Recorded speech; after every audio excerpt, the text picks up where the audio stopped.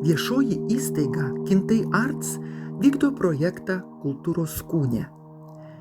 Projekto partnerio patalpose Šilutės Hugo Šojaus muziejuje vykdomas kūnės verslumo programa. Vyksta mokymai apie lietuvininkų kulinarinį paveldą, į kurį sukviesti Klaipėdos krašto gyventojai ir amatininkai.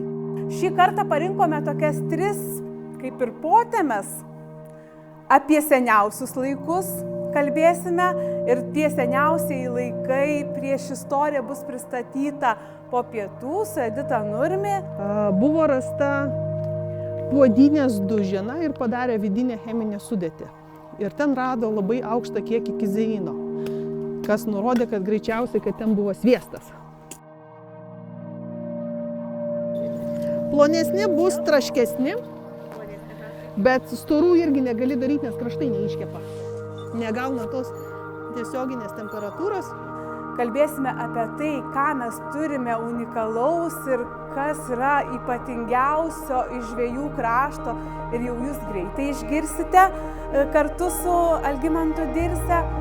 Visos žuvienės pats tas procesas tai nėra sudėtingas toksai. Šaltas vanduo ir bulvytės. Sudėjot, užvirė vanduo, viskas aišku, laikas dėti žuvį.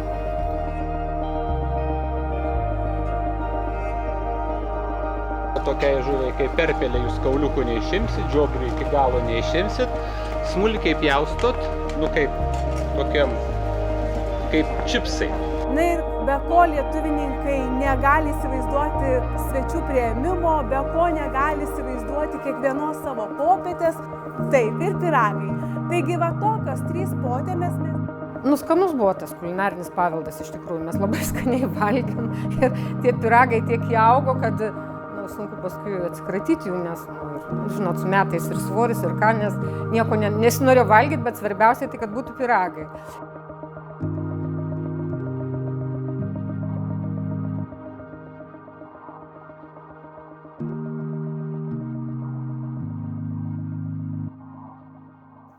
Projektą finansuoja Europos ekonominės erdvės ir Norvegijos finansiniai mechanizmai.